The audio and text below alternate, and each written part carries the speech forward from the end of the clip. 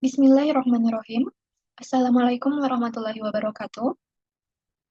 Perkenalkan, nama saya Nabila Bida Febrianti, dan pada pagi hari ini saya akan membawakan atau mempresentasikan hasil kerja makalah saya yang berjudul Dampak Kurang Tidur Terhadap Kinerja Kognitif Mahasiswa. Urgensi dari topik ini sangat penting untuk dibawakan karena mahasiswa sekarang itu sangat meremehkan waktu tidur di malam hari, teman-teman, sehingga kualitas tidur mereka di malam hari itu berkurang. Padahal waktu tidur itu sangat amat penting untuk bagi tubuh itu beristirahat dan juga merekonstruksi sel-sel yang rusak di dalam tubuh kita. Lanjut saja, saya akan langsung membawakan materinya. Pertama, saya akan menjelaskan tentang definisinya. Jadi teman-teman, tubuh manusia itu dapat berfungsi dengan optimal apabila tidur itu cukup di malam hari dan juga kualitas tidur yang baik di malam hari dan juga durasi dan konsistensi tidur yang baik agar hal ini dapat meningkatkan akademik mahasiswa di lingkungan akademis. Sehingga teman-teman, tidur yang cukup itu sangat krusial bagi performa akademik mahasiswa di lingkungan akademis. Selanjutnya, prevalensi kasus. Nah, teman-teman, jadi kurang tidur ini sangat umum terjadi di kalangan mahasiswa.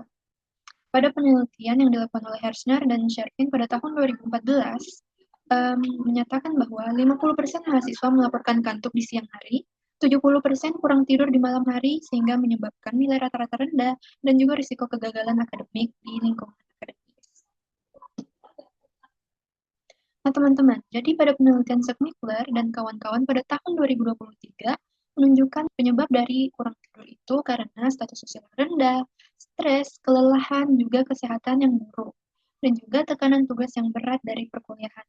Sehingga hal ini dapat menyebabkan mahasiswa itu mendapatkan kualitas tidur yang buruk pada malam hari.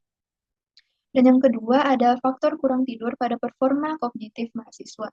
Nah, bukan hanya stres, kelelahan, atau juga tekanan tugas, tetapi konsumsi kopi yang berlebihan dan juga penggunaan ponsel yang berlebihan sebelum tidur itu adalah penyebab utama penurunan performa kognitif dan juga penurunan performa kurang tidur atau kualitas tidur pada malam hari loh, teman-teman.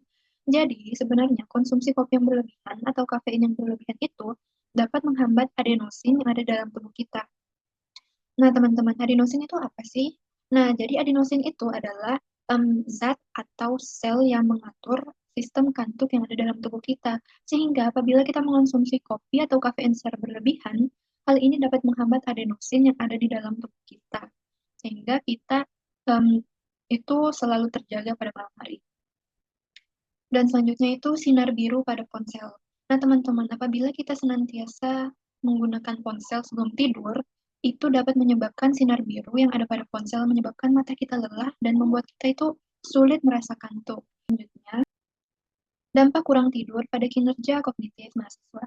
Pertama, ada penurunan pemrosesan informasi dan waktu respon. Penurunan pemrosesan informasi dan waktu respon ini menunjukkan waktu respons yang lebih lambat dan juga mengindikasikan gangguan perhatian yang sulit pada siang hari apabila kita memiliki kualitas tidur yang buruk pada malam hari. Dan yang kedua ada penurunan kinerja kognitif. Jadi apabila kita sering begadang atau tidur lambat, kinerja kognitif yang ada dalam otak kita itu lebih melambat dan juga waktu reaksi kita melambat, fokus itu menurun dan juga memori kinerja kita itu lambat. Jadi kita tuh sering lupa dan tidak fokus pada siang hari. Dan yang ketiga ada regulasi emosi yang bermasalah. Jadi teman-teman, kurang tidur itu dapat meningkatkan emosi negatif, sehingga pada siang hari itu kita dapat lebih mut-mutan, lebih cepat terkena stres, dan juga kecemasan.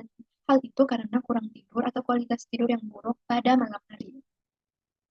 Lanjut, dampak kurang tidur pada mahasiswa. Nah, dampak kurang tidur pada mahasiswa, pertama itu penurunan sistem imun tubuh. Jadi kurang tidur itu dapat mengubah aktivitas sel pembunuh alami yang ada dalam tubuh kita loh, teman-teman. Dapat mengubah sel pembunuh alami seperti leukosit dan sitokin. Leukosit itu apa sih?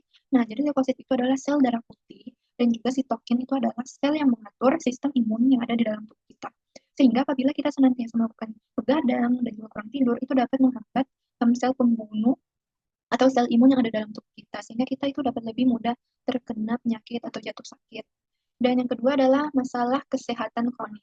Jadi teman-teman, berdasarkan pernyataan National Heart, Lung, and Blood Institute atau NHLBI pada tahun 2022, mengaitkan kurang tidur itu dapat menyebabkan penyakit jantung, tekanan darah tinggi, stroke, obesitas, bahkan depresi loh teman-teman. Jadi, mahasiswa itu lebih beresiko untuk terkena penyakit-penyakit tersebut karena pada malam hari itu kualitas tidur mereka itu kurang. Nah, kesimpulan dari makalah saya pertama, dampak kognitif. Jadi dampak kognitif itu yang berdampak pada internal tubuh kita. Jadi kurang tidur itu dapat mempengaruhi pemrosesan aspek kognitif di dalam tubuh kita sehingga kita itu lebih sulit fokus, sulit untuk berwaspada, dan juga sulit untuk um, mengingat sesuatu atau cepat lupa. Dan juga berdampak pada fungsi internal. Seperti yang tadi saya jelaskan, fungsi internal kita dapat bermasalah seperti sistem imun tubuh yang menurun dan juga regulasi emosi yang bermasalah. Dan yang kedua ada penyebab. Nah, penyebab dari kurang tidur ini itu sering kali atau umum itu terjadi karena tekanan tugas, konsumsi kafein yang berlebih pada malam hari, dan juga penggunaan ponsel berlebihan sebelum tidur. Selanjutnya yang ketiga ada rekomendasi tidur yang cocok untuk mahasiswa. Nah, mahasiswa itu sebaiknya tidur dari 7 sampai 9 jam per malam secara konsisten teman-teman. Agar tubuh kita itu pada siang hari dapat lebih optimal untuk bekerja. Nah, selanjutnya ada 4 keterbatasan makalah. Jadi makalah saya itu jauh dari kata sempurna ya teman-teman, dan masih memerlukan perbaikan. Nah yang pertama itu makalah saya itu terlalu banyak studi literatur dan minim data primer secara langsung, sehingga mengakibatkan temuan yang saya sajikan itu belum dapat menggambarkan kondisi faktual mahasiswa secara langsung. Dan yang kedua, pembahasan dampak terlalu dominan daripada solusi atau penyelesaian implementatif. Dan yang kelima, saran untuk penulis selanjutnya apabila mengambil topik ini. Yang pertama itu seimbangkan studi literatur dan data agar hasil atau isi dari makalah itu dapat lebih padat dan lebih memuaskan hasilnya. Dan yang kedua, disarankan membahas dampak dan solusi secara bersamaan dengan lebih spesifik agar pembahasan dapat lebih padat, optimal, dan lebih bagus hasilnya ke depannya. Baik teman-teman, itu saja presentasi hasil dari makalah saya mengenai dampak kurang tidur terhadap kinerja kognitif mahasiswa. Lebih dan kurangnya mohon dimaafkan. Wassalamualaikum warahmatullahi wabarakatuh.